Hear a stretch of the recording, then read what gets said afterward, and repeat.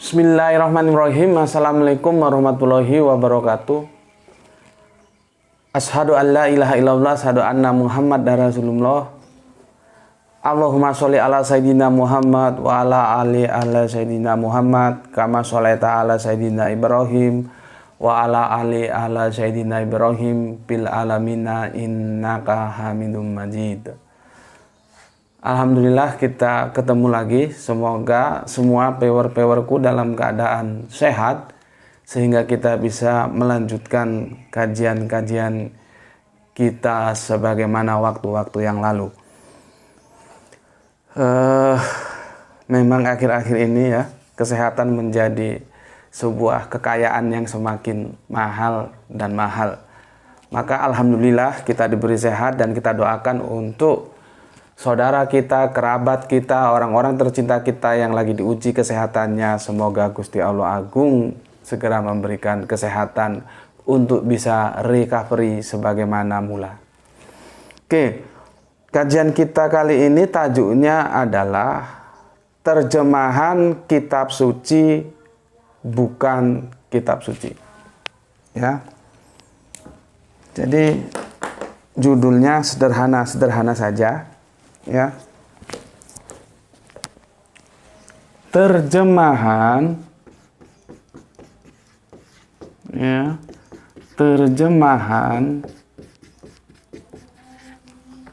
kitab suci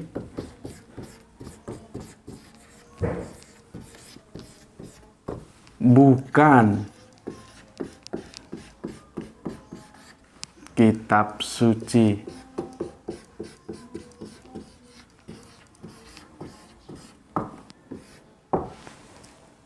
Ya, terjemahan kitab suci bukan kitab suci. Ya, nanti kalau aku nggak kasih tanda tanya nanti kesannya terlalu buru-buru menyimpulkan. Makanya aku tetap memberikan sebuah apresiasi. Ya, semoga dengan adanya apresiasi ini memakin luasnya wacana berpikir kita untuk mendiskusikannya lebih lanjut, ya.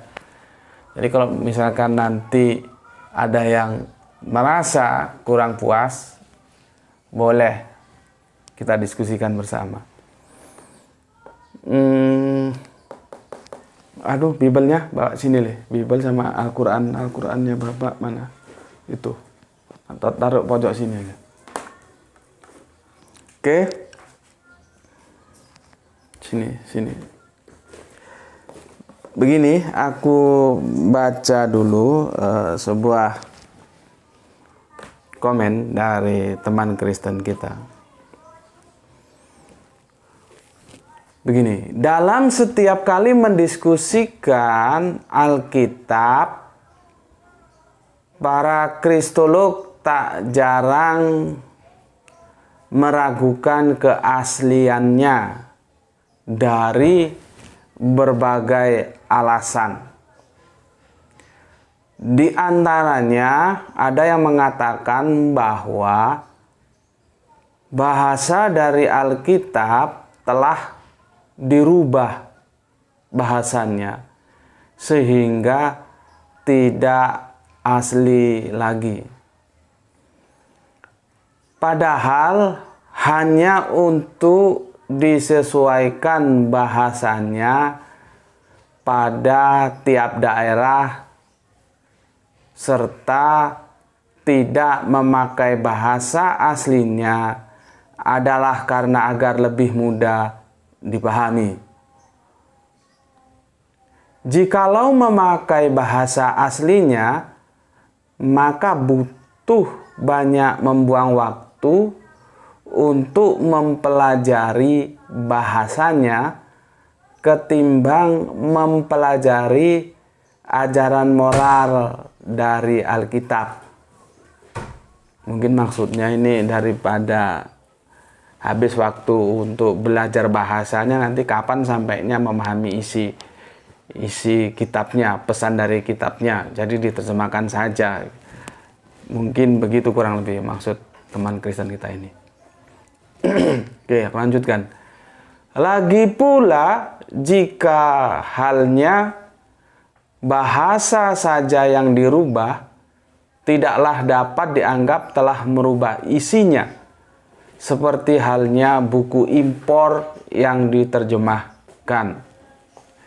Oh, jadi saudara Kristen kita itu membandingkan ya terjemahan itu seperti buku impor yang diterjemahkan. Jadi kerangka berpikirnya buku impor, buku macam-macam itu sekelas dengan kitab suci gitu mungkin ya. Oke, aku lanjutkan.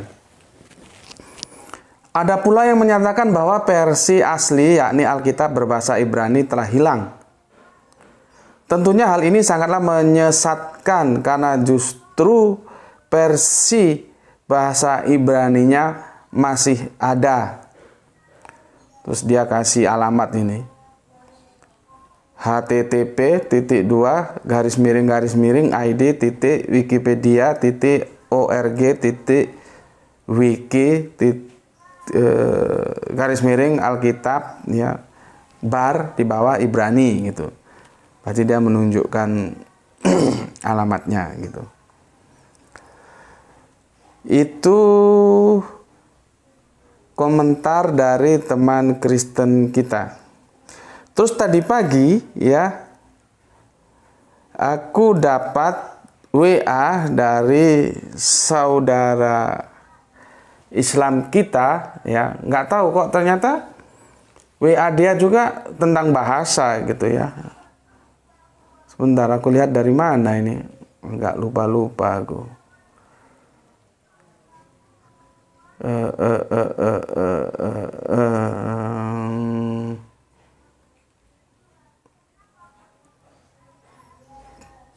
Ini dari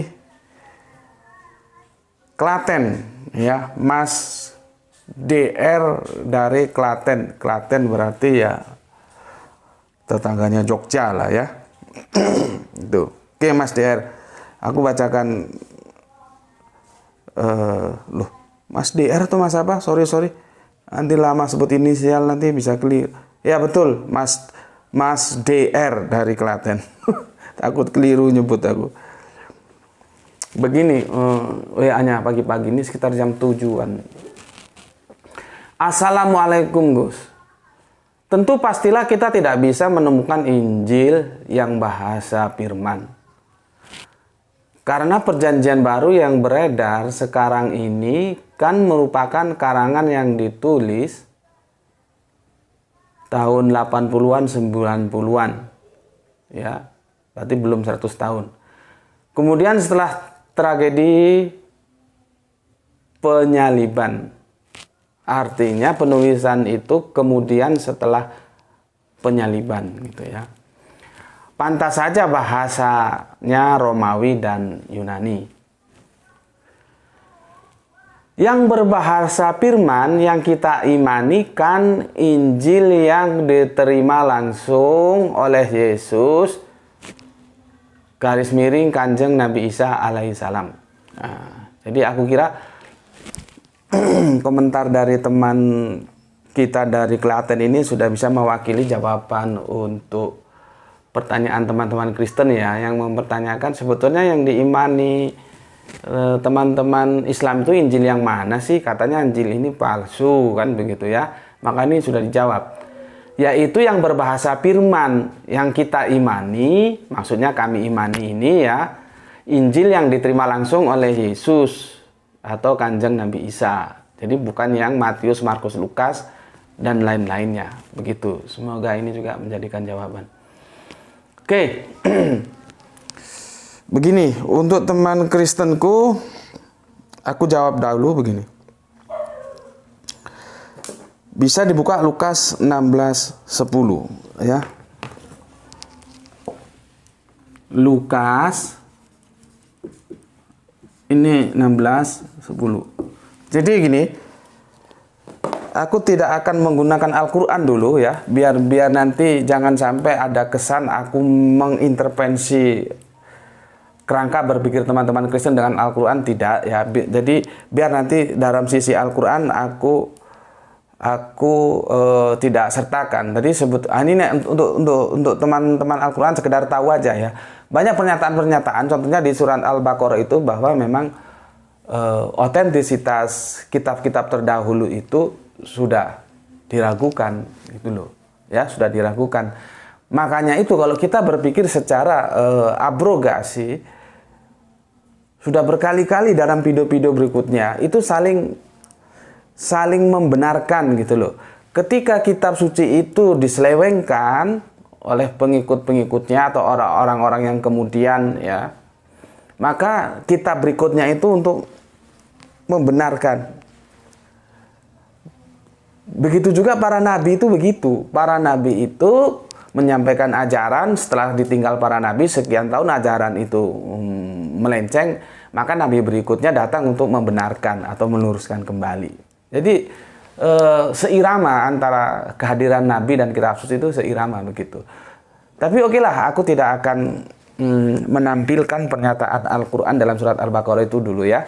Kita berbicara dalam perspektif kitab suci, yaitu Bible saja dulu ya. Meskipun pernyataan itu tentunya bagi kami sebagai Islam yang berquran tentunya ya sudah, kalau firman yang bilang kami tidak ada reserve lagi, karena itu bukan hadis. Bahwa kitab-kitab terdahulu itu memang otentisitasnya sudah tidak bisa dipertahankan lagi, ya. Cuman oke lah, itu sekedar informasi teman-teman Kristen tahu aja. Oke, kita sekarang murni ke bagaimana kita berbicara Alkitab. Lukas 16:10 mengatakan begini. Barang siapa setia dalam perkara-perkara kecil, ia setia juga dalam perkara-perkara besar. Dan barang siapa tidak benar dalam perkara-perkara kecil, ia tidak benar juga dalam perkara-perkara besar. Oke.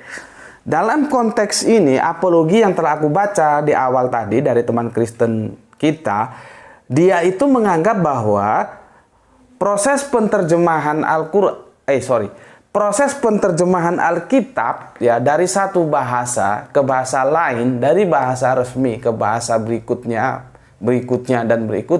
itu dianggap sebuah perkara kecil ya. Dianggap sepele, dianggap perkara kecil. Maka aku ingatkan di dalam Lukas 16:10, kalau engkau tidak setia pada perkara-perkara kecil, maka engkau tidak setia pada perkara-perkara besar. Dan bagiku ya, dari apologi itu aku menyimpulkan Anda terlalu menyepelekan atau mengecilkan problem yang ada, polemik yang akan timbul, centang perenang yang akan dihadirkan oleh sebuah proses terjemahan. Itu sebetulnya tidak boleh dipandang sebagai sebuah perkara kecil, itu perkara besar. Yang jadi masalah, Lukas mengatakan, apabila engkau tidak setia terhadap perkara-perkara kecil, maka engkau tidak akan setia terhadap perkara-perkara besar.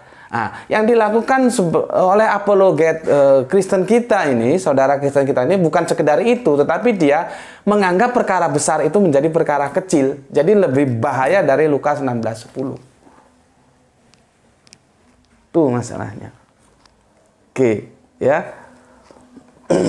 Jadi begini, apologi dari teman-teman Kristen ini tidak memberikan jawaban yang substansi, namun malah merendahkan pentingnya original bahasa atau original teks dalam sebuah kitab suci. Karena tidak ada bahasa yang dapat diterjemahkan secara sempurna, ya. Walau bagaimanapun terjemahan itu tidak bisa dibilang asli. Jadi dari segi bahasa saja sudah bermasalah. Jadi ya, kita belum masuk ke dalam kontennya loh ya. Dari segi bahasa saja terjemahan itu sudah bermasalah, karena bagaimanapun terjemahan kitab suci itu tidak bisa dibilang kitab suci. Gitu loh. Ya. Tapi ada sebuah pernyataan yang bagus, yang menarik untuk kita sikapi, khususnya oleh teman-teman Kristen Islam sikapi, ketika ada teman Kristen yang mengatakan begini, Gus Beti orang Indonesia ketika dia menyusun skripsi atau menyusun disertasi atau menyusun karya ilmiah apapun dalam bahasa Inggris, padahal notabene Gus Beti itu adalah orang Indonesia, apakah karya ilmiahnya itu bisa disebut palsu hanya karena Gus Beti menggunakan bahasa Inggris sebagai bahasa dalam penulisan karya ilmiahnya? Nah, ini kan menarik juga ini. Gus Beti orang Indonesia, ya, nulis karya ilmiah dalam bahasa Inggris atau bahasa Jepang atau bahasa India atau bahasa Arab, bahasa apalah selain bahasa Indonesia. Lalu apakah karya ilmiah itu bisa disebut palsu hanya karena bahasanya itu tidak seperti dari mana kebangsaan Gus Beti? Coba teman-teman Islam bisa jawab enggak ini? Kan menarik juga ini untuk didiskusikan, ya. Sekarang kan kerangka yang kita bangun itu Kanjeng Nabi Isa itu notabene, ya, semua pakar sejarah mengakui dia adalah Israel, bahasanya Ibrani. Lalu bagaimana mungkin firman yang dia terima itu dalam edisi bahasa Yunani atau Romawi? Kalau Yunani itu bahasanya Gerik, ya, ada yang bilang Gerika. Kalau Romawi itu Latin. Bagaimana mungkin? Itu kan yang sering diajukan kepada teman-teman Islam, yang diajukan oleh teman-teman Islam yang ditujukan kepada teman-teman Kristen, maksudku. Lalu bagaimana kalau teman Kristen menjawab seperti tadi? Apakah karya ilmiah yang ditulis Gus Beti dalam bahasa Inggris, padahal Gus Beti orang Indonesia, itu bisa dibilang palsu? Nah, ini teman-teman Kristen harus bisa, teman-teman Islam harus bisa memberikan jawaban dulu, ya. Harus bisa, kalau nggak bisa selesai Anda. Oke. Begini, saudaraku Kristen, ya. Jawabannya itu begini.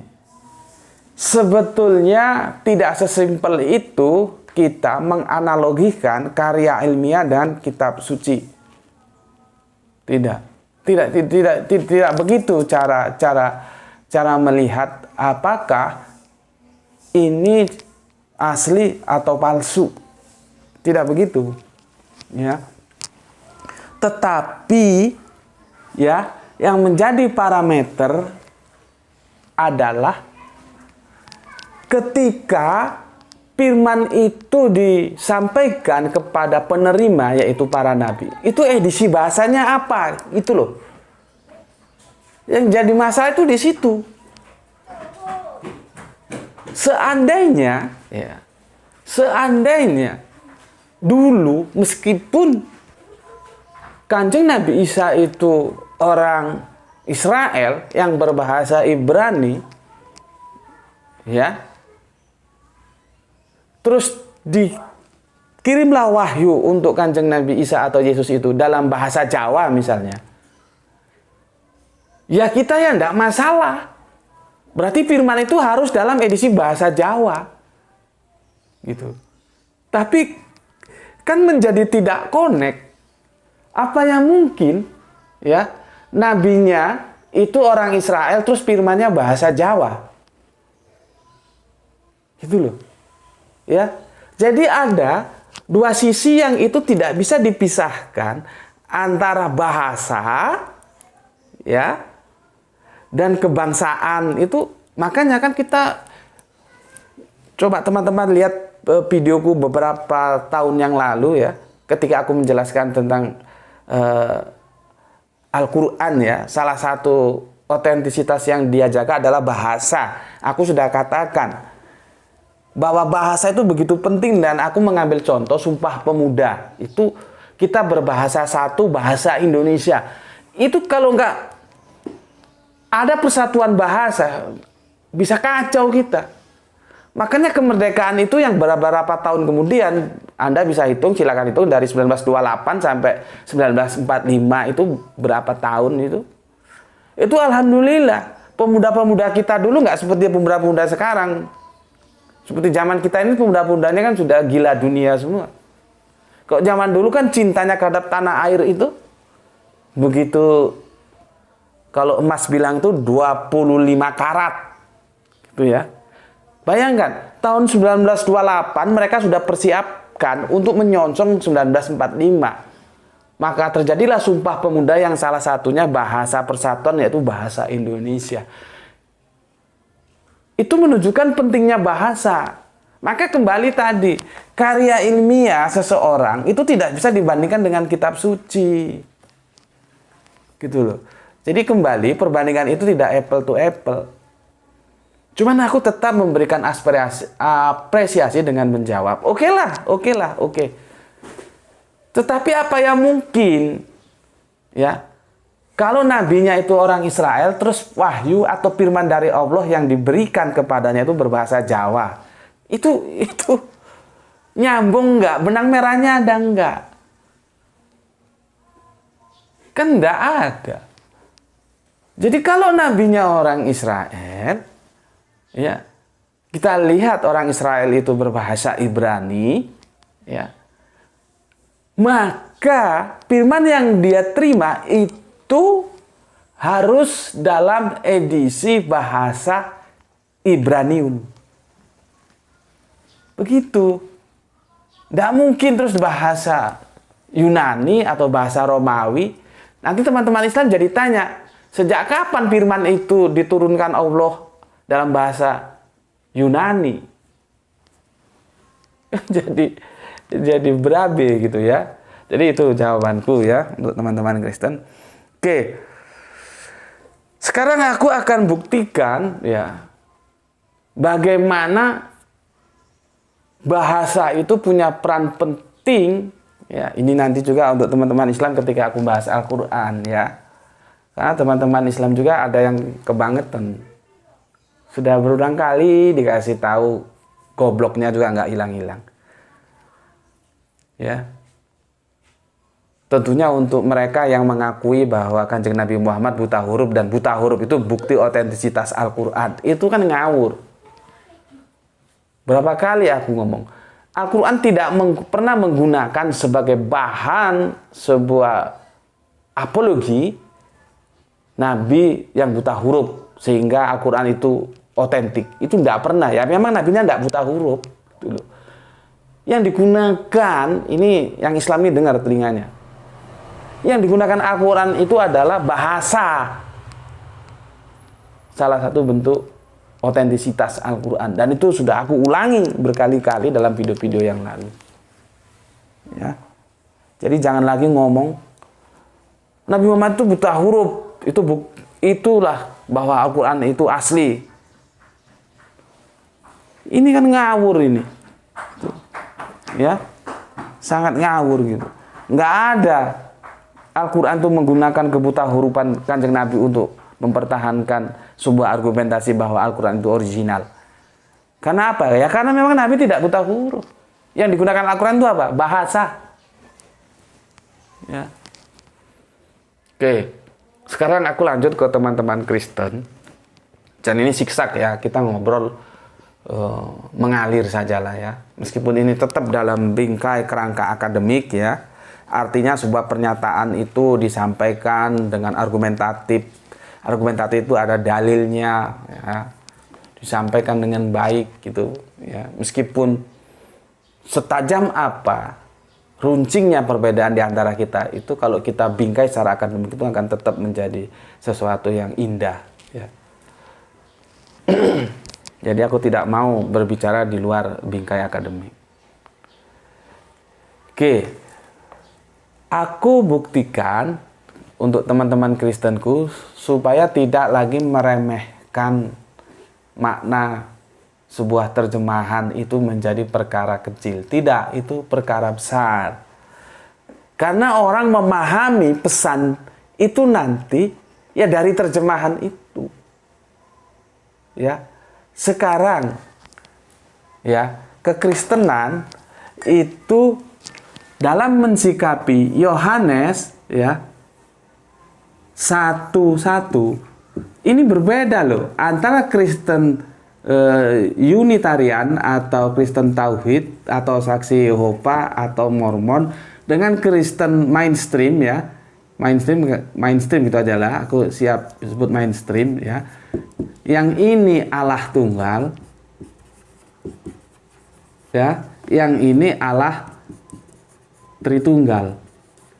Itu dalam menyikapi Yohanes 1 pasal 1 itu beda terjemahannya, bos. Beda, terjemahannya beda. Ya.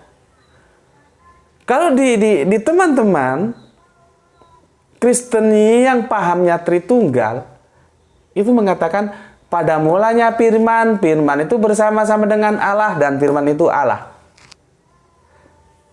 Karena teman-teman Tritunggal mau terjemahan itu menjadi dasar pijakan keimanan teologis mereka tentang Allah yang Tritunggal. Di mana Allah Tritunggal itu harus mengusung Yesus salah satu dari dua Allah lainnya sebagai Allah. Maka disebutlah pada mulanya firman, firman itu bersama-sama dengan Allah. Dan firman itu adalah Allah. Itu terjemahan teman-teman Kristen Tritunggal.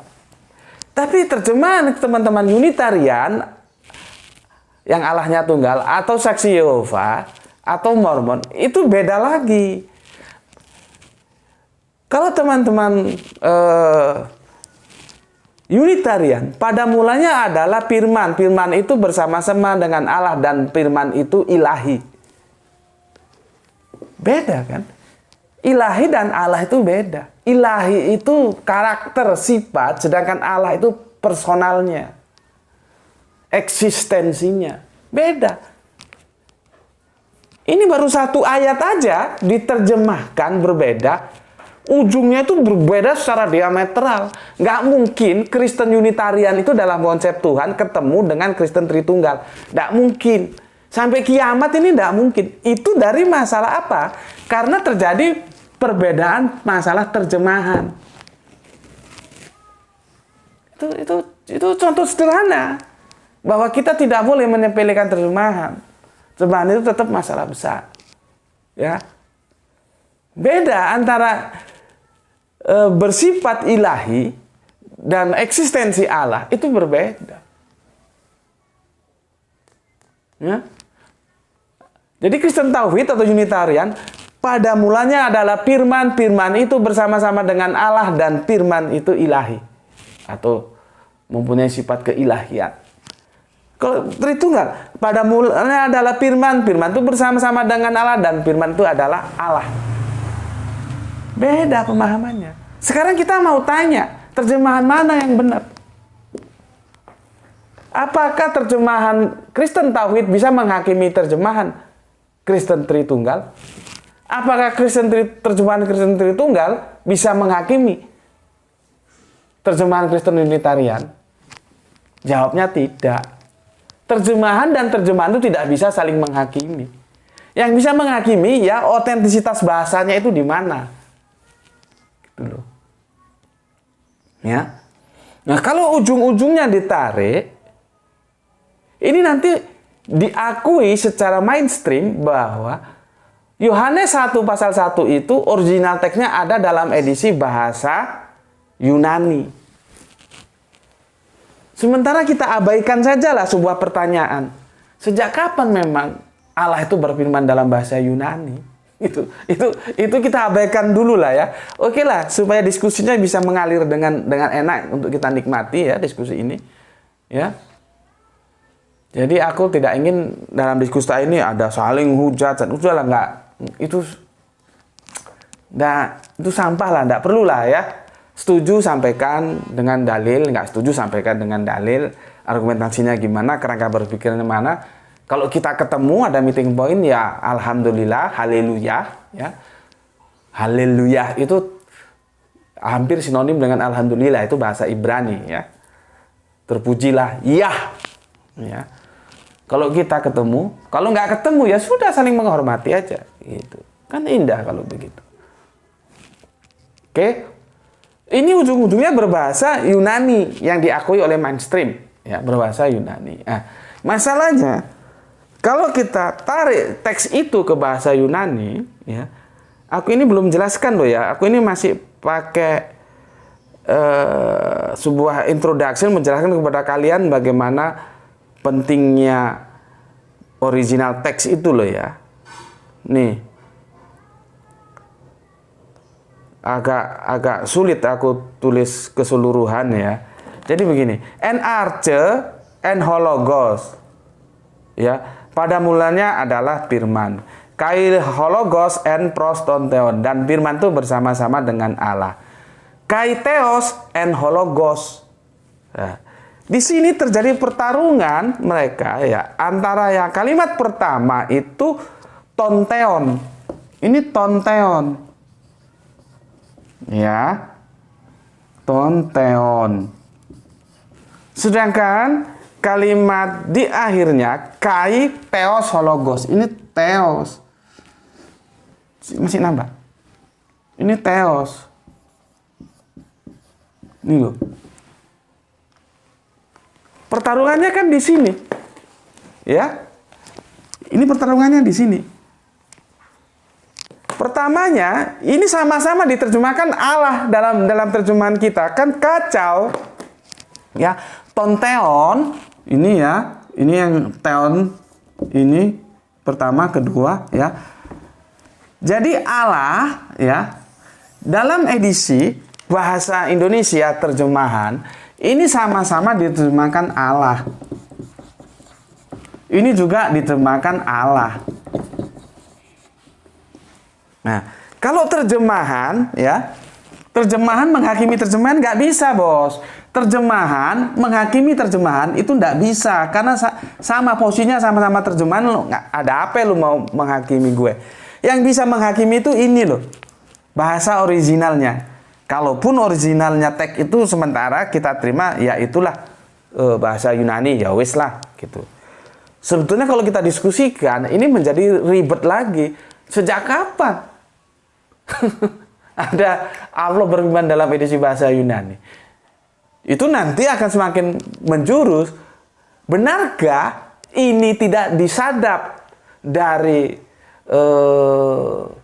himne Platonis, ya, dimasukkan oleh Yohanes sebagai pembuka Injil karangannya? Ya, jadi Injil itu nanti kalau aku ingat, Injil itu dulu ditulis dalam bahasa Indonesia, Injil karangan Matius, Injil karangan Markus, Injil karangan Lukas, Injil karangan Yohanes. Dulu begitu, Injil itu ditulis begitu. Sekarang lambat laun karangannya hilang, tinggal Injil Matius. Itu kan problematika terjemahan. Sama dengan ini. Bagaimana tonteon kok diterjemahkan Allah, theos diterjemahkan Allah? Mana yang benar? Di sini ada kata sandang, tonteon. Dan sini tidak pakai theos, dia pakai tonteon. Di sini theos. Apakah theos ini benar diterjemahkan Allah? Apakah tonteon ini juga benar diterjemahkan Allah? Ini kan bermasalah. En arche en hologos, ya. Sebentar aku pakai kacamata dulu, ya. En arche en hologos, pada mulanya adalah firman. Kai hologos tonteon. Dan firman itu bersama-sama dengan Allah. Tonteon, ya. Ya. Berikutnya kai theos, nah dia pakai theos, tidak pakai tonteon. Kai theos en hologos. Ini kacaunya, di mana tonteon dan theos sama-sama menjadi Allah. Itu semoga teman-teman Kristen mengerti, ya. Jadi terjemahan itu bukan masalah kecil, itu masalah besar. Ini baru satu ayat ini. Bayangkan kalau satu Alkitab ada berapa ribu ayat itu seluruhnya dalam Bible itu. Kok diterjemahkan. Ini pun aku belum mempermasalahkan. Masih oke lah. Kita passing dulu. Kita lompati dulu. Apakah benar ini benar-benar Injil daripada Yohanes? Apakah tidak Yohanes mengkopas dari himne Platonis? Itu udahlah, itu kita abaikan dulu. Kita terima aja dulu. Ini Yohanes ini, Yohanes ya berbahasa Yunani, ya. Jadi gini, kenapa bahasa Inggris itu bagaimanapun kepentingannya tetap aja politik gitu loh. Kenapa sih bahasa Inggris itu menjadi lingua franca? Ya karena bahasa Inggris itu dahulu itu superpower, jajahannya banyak di mana-mana. Seandainya dulu Indonesia menjadi penjajah dan superpower, ya bahasa Indonesia kita ini menjadi lingua franca internasional. Gitu aja. Jadi sederhana. Ujung-ujungnya politik kan, ujung-ujungnya kekuatan kan. Memang kebenaran itu ya katanya si apa namanya Durno, salah satu tokoh wayang, dia mengatakan kemenangan itu harus dicapai dengan cara apapun. Karena yang menanglah yang menentukan kebenaran. Bagaimana tingginya filsafat Jawa itu. Itu dalam tokoh pewayangan Durno sudah bilang begitu. Jadi dengan cara apapun kemenangan itu harus diraih. Karena nanti yang menang itulah yang menentukan kebenaran. Begitu Inggris, kenapa? Dia menang. Secara militer dia kuat. Jajahannya di mana-mana. Maka bahasanya menjadi lingua franca. Coba kalau yang menang kita bahasa Indonesia. Bisa jadi lingua franca. Jadi sederhana. Ujung-ujungnya memang hidup ini ya politik itu. Tinggal bagaimana kita memahami politik itu secara bermoral atau amoral. Itu nanti hal lain lah ya. Kita tidak akan masuk ke sana dulu. Ya. Oke, sudah berapa lama deh? Waduh, berarti ini harus jadi 2 sesi nih, tidak bisa 1 sesi ya. Oke, ini antara Tonteon dan Theos, bagaimana bisa menjadi Allah dan Allah semua? Padahal Allah, ginilah, taruhlah karena keterbatasan bahasa, taruhlah ya, maka Tonteon itu diterjemahkan Allah dan Theos diterjemahkan Allah. Tapi kan Allah yang Theos itu beda dengan Allah yang Tonteon. Di sini ada kata sandang, the, al kalau bahasa Arab. Kalau bahasa Inggris the. Ya. Manis dan si manis itu beda loh. Ya. Manis. Nah, itu sifat, ya. Tapi kalau si manis itu siapa namanya? Si manis. Berarti kucingnya namanya si manis. Tapi kalau manis. Itu sifat. Ya. Beda juga Tonteon dan Theos. Tapi oke lah. Aku tidak akan masuk ke sana karena nanti aku dikira berat sebelah ya. Karena sudah ada juga komen dari teman-teman Kristen yang menganggap aku terlalu ke Unitarianan, terlalu ke saksi Yehovanan gitu. Oh, ternyata banyak teman-temannya Unitarian, banyak yang saksi Yehova. Aku jawab, temanku banyak dari semuanya. Dari saksi Yehova ya banyak, dari Unitarian ya banyak, dari Tritunggal selapangan lebih banyak lagi gitu loh. Jadi nggak benar kalau gini loh ya, aku berkali-kali mengatakan aku berbicara objektif. Ini kepada seluruh lah. Baik Anda yang Kristen, ada yang Islam, ya. Jadi kalau sebuah pernyataan dalam kajian-kajian gue seperti ini ada yang tidak bisa kamu terima atau kamu sulit untuk menerimanya, ya. Itu jangan terus kamu menganggap aku berbicara dalam perspektif keberpihakan atau aku berpihak kepada sesuatu yang kamu tidak terima. Tidak, aku tidak ada keberpihakan di sini. Di sini akademik, objektif, A ya A, B ya B.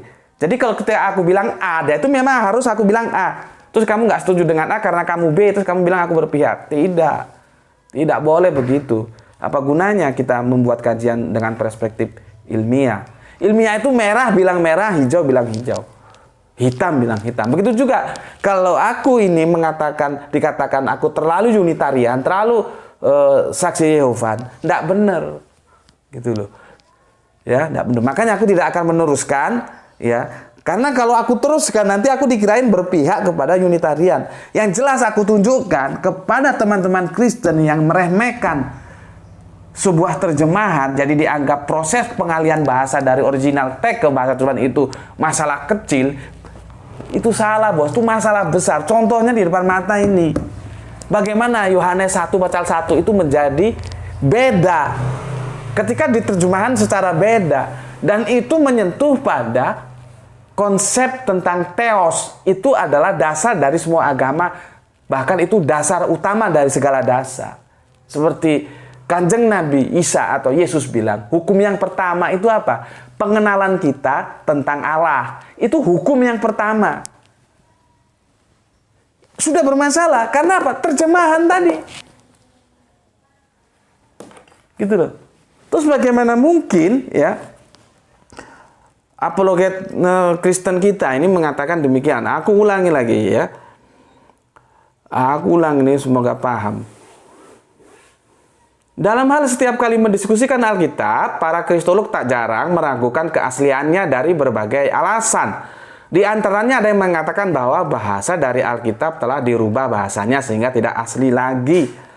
Padahal, nah ini terlalu meremehkan. Padahal hanya untuk disesuaikan bahasanya pada tiap daerah, serta tidak memakai bahasa aslinya adalah karena agar lebih mudah dipahami. Agar lebih mudah dipahami dan itu yang pertama alasannya. Yang kedua adalah apa tadi? Hanya untuk disesuaikan bahasanya. Itu terlalu apa ya? Terlalu menganggap remeh sebuah masalah besar. Ya, maaf, 1000 kali maaf. Aku bukan maksud membandingkan, cuman ini informasi yang harus kalian terima. Ya, maaf, aku tidak akan membidik Kristen dari kacamata Islam, tidak. Karena tidak baik begitu. Tidak baik membidik Kristen dari kacamata Islam. Ya jelas, nggak bisa. Begitu juga tidak bisa membidik Islam dari kacamata Kristen. Nggak bisa. Yang bisa itu kita sama-sama keluar dari Islam, sama-sama keluar dari perspektif Kristen, kita adili keduanya berdasarkan ukuran-ukuran akademik. Begitu. Nah, sekarang ini aku menunjukkan kalian hanya untuk pembanding ya. Membanding. Graito, coba kamu lihat sini. Ini. Oke lah Mas, kalau itu hanya penyesuaian bahasa, aku tidak keberatan. Cuman ininya loh, nampak ini. Nampak? Ini original text Mas. Ini original text. Al-Quran itu ini. Ini bukan Al-Quran. Nampak? Ini terjemahan Al-Quran Mas, ini bisa salah, bisa benar, karena ini upaya manusia untuk memahami Al-Quran ini. Kalau Al-Quran ini harus benar, nampak situ, ini harus benar. Itu loh ya. Jadi kalau kalian bilang itu terlalu disederhanakan penyesuaian, ini bukan penyesuaian Mas, ini penghilangan original teksnya. Nampak Le? Ini tidak ada, original teksnya ini tidak ada. Kalau didamping original teks itu oke lah, kita bisa terima ya. Sekarang aku mumpung ingat ya. Jadi itu tadi ya, terlalu sederhana padahal ini masalah besar ya. Sebentar aku laitkan di sini. Bagaimana bisa hilang bahasa aslinya itu gimana? Kan itu kita perlu tahu. Karena tidak mungkin nabinya itu orang Israel ya, yang berbahasa Ibrani, terus firman yang diberikan kepadanya itu bahasanya itu bahasa Yunani.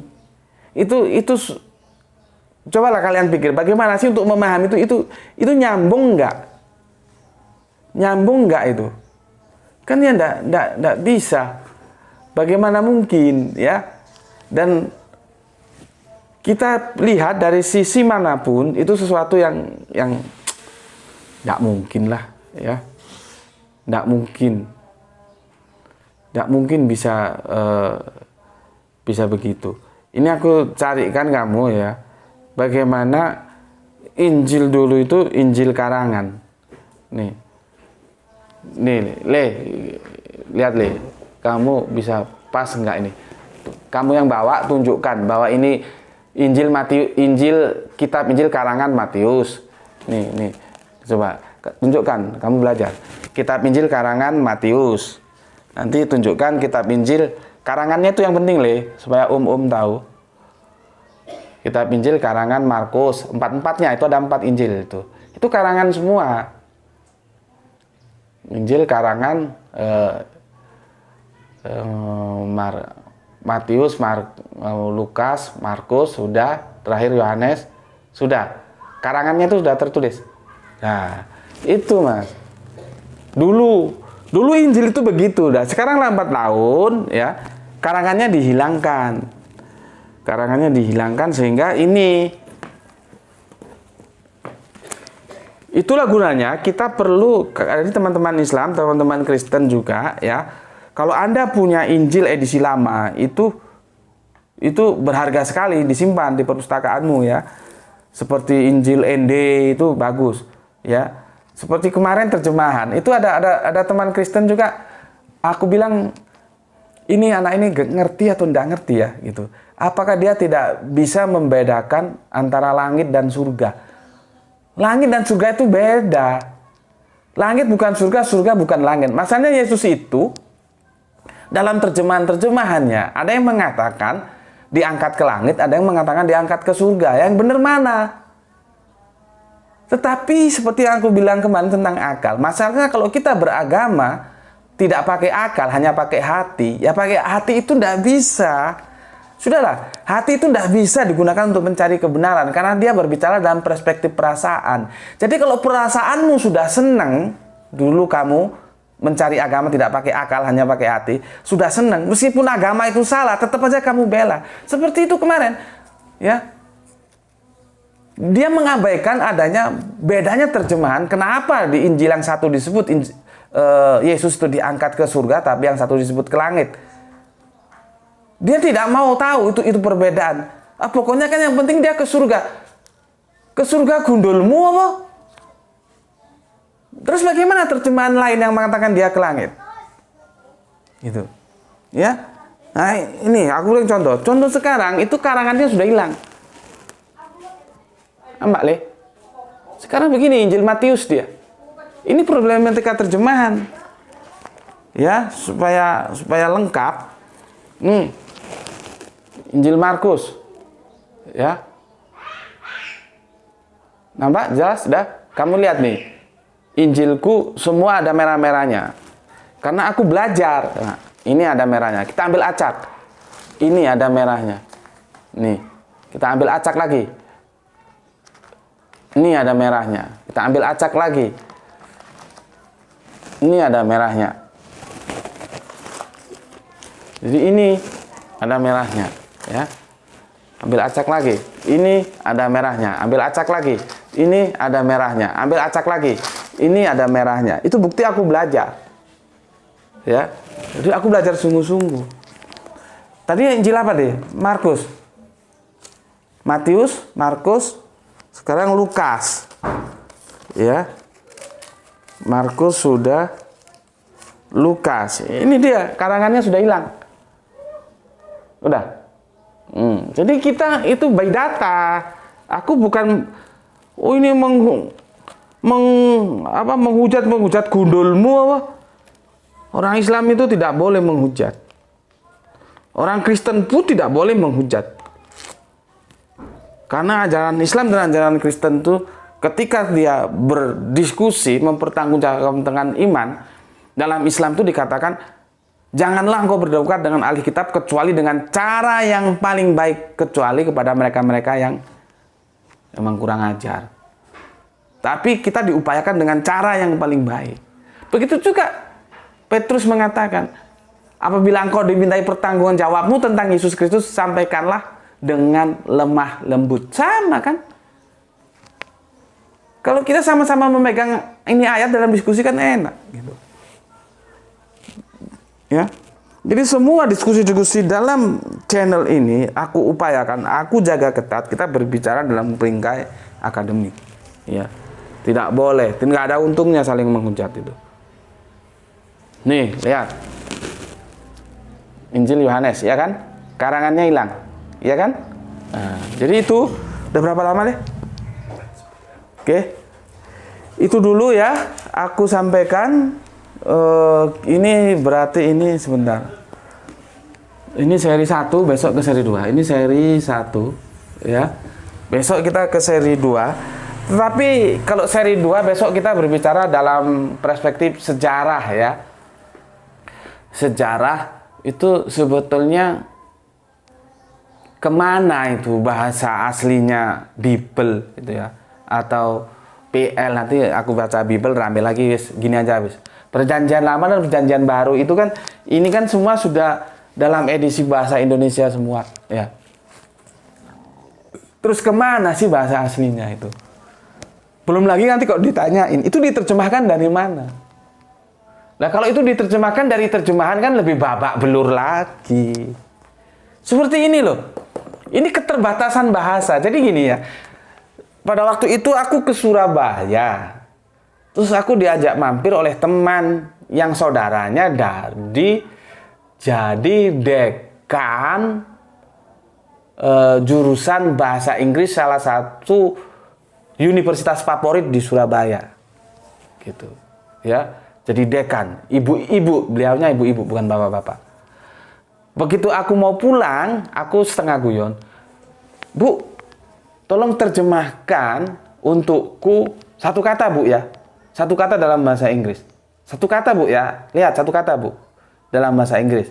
Tolong terjemahkan. Apa katanya? Terus aku bilang, kelilipan.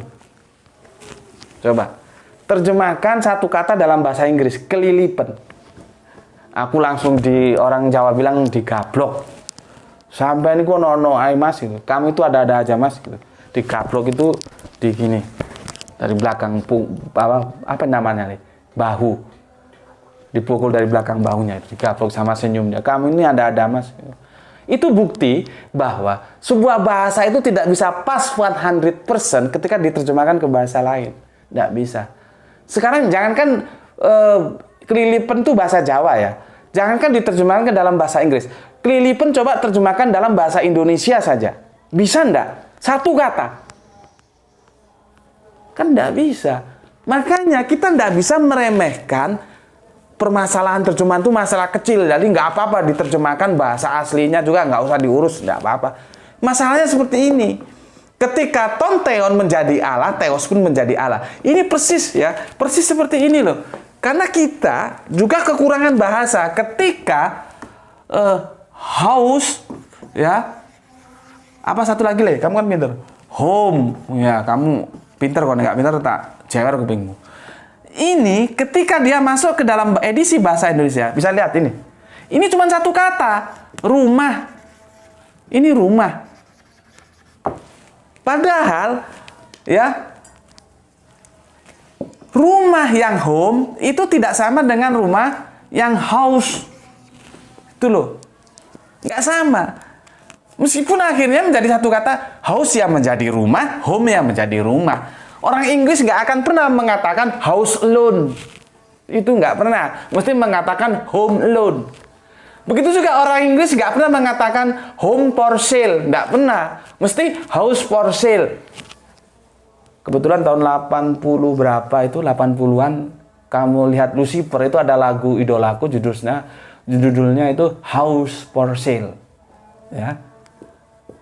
The sun went up rainy morning, just a couple I'm the dawn. Gitu lagunya ya. Aku kalau lagu itu sampah, aku bagi musik itu aku seperti tong sampah. Artinya musik apapun, lagu apapun, kalau itu notasinya enak didengar, aku suka. Kebogiro juga aku suka. Kamu nggak tahu, kalian nggak tahu Kebogiro kalau bukan orang Jawa. Ya, Kebogiro itu musik Jawa. Ya, temu manten tuh Kebogiro. Ya. Ada pelok, ada slendro nanti. Kalau ke nada-nada modern kan pentatonis, diatonis. Ya. Oke lah, itu masalah musik nanti kita bicarakan. Kita kembali lagi.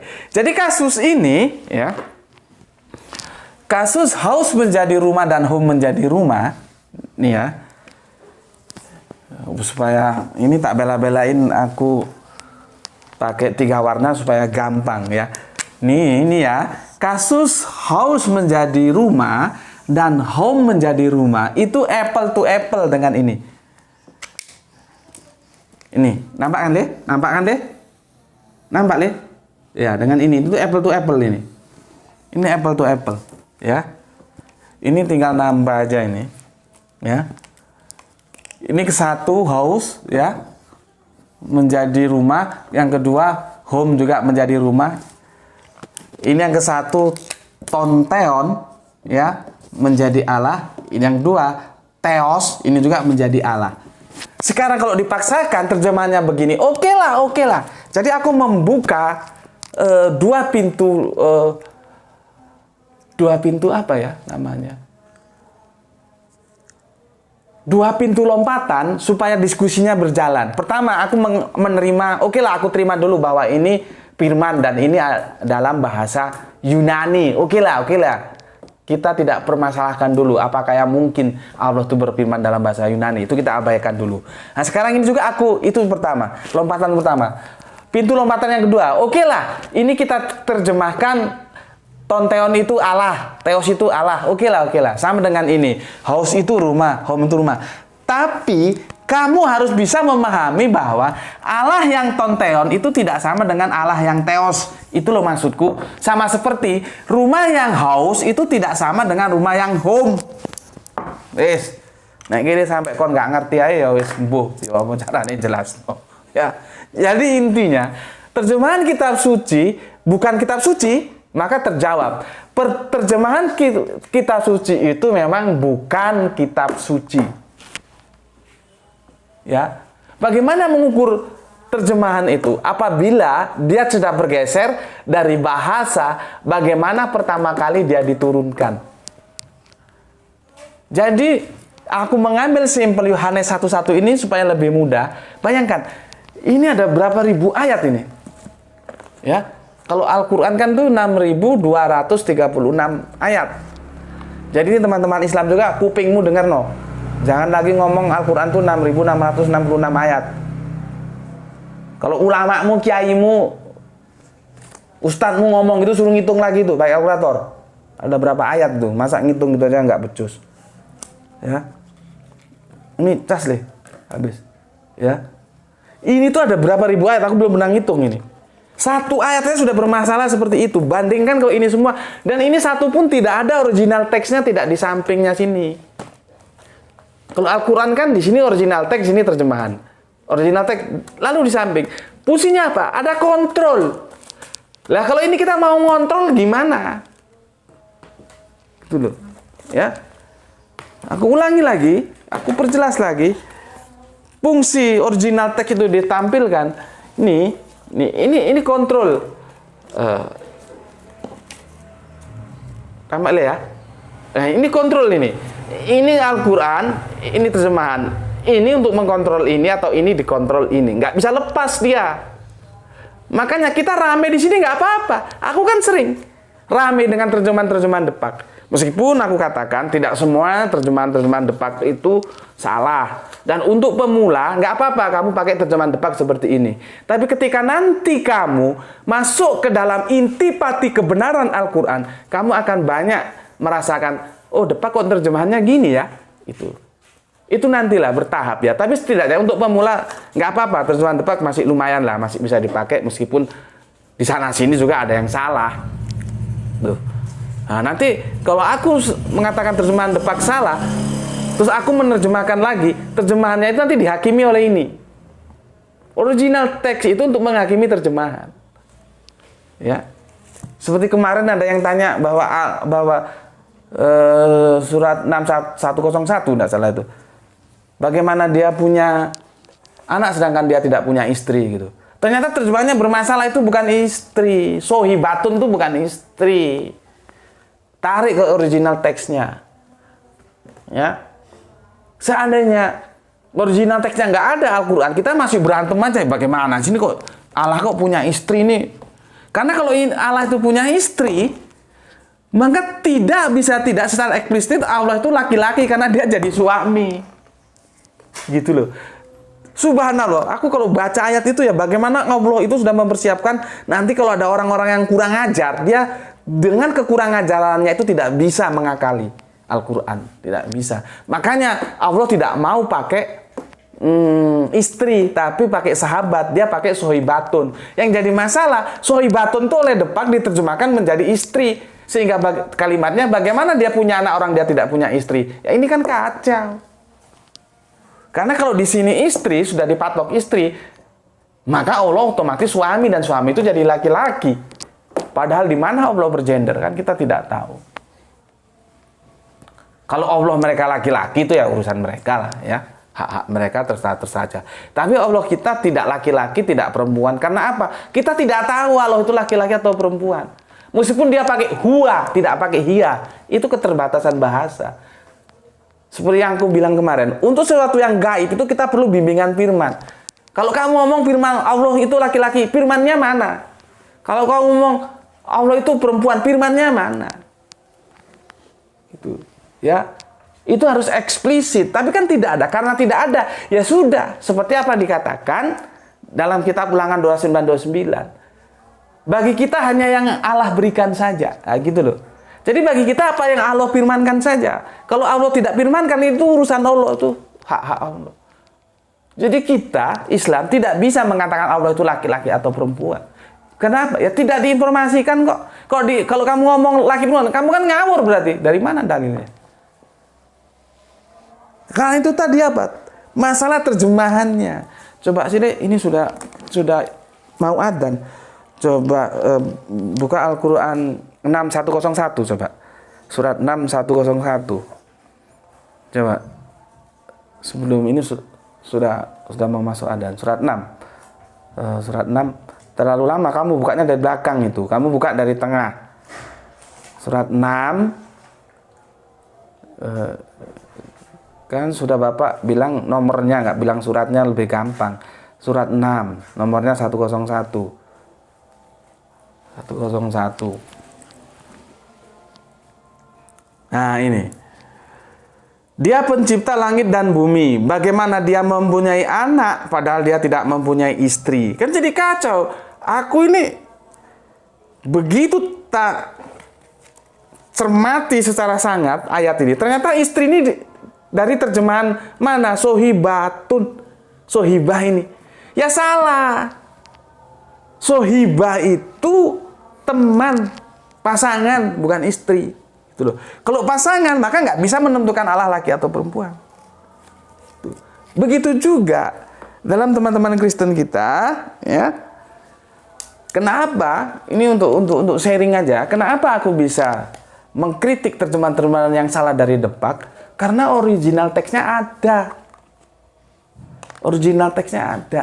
Lah kalian tidak bisa memberikan kritik. Lah ini original teksnya mau mana? Tuh loh. Nggak bisa. Ya terima wae kuwi apa noe. Iya nek kuwi bener lah. Kalau itu salah kan orang Jawa bilang ketelara. Kesesat, nyasar, nggak tahu tujuan. Oke? Ya, meskipun aku memberikan satu contoh saja, aku kira ini sudah siap untuk mewakili yang lainnya ya. Jadi, bagaimanapun terjemahan kitab suci bukan kitab suci. Oke, ini aku mau sholat asar ya. Besok kita masuk atau kita lanjutkan dari seri kedua dari kajian kita saat ini. Itu dari aku ya. Selamat menjalankan ibadah puasa untuk saudara-saudara Islamku. Semoga puasa kita dicatat Allah menjadi catatan langit amal soleh kita kelak. Itu dari aku. Assalamualaikum warahmatullahi wabarakatuh.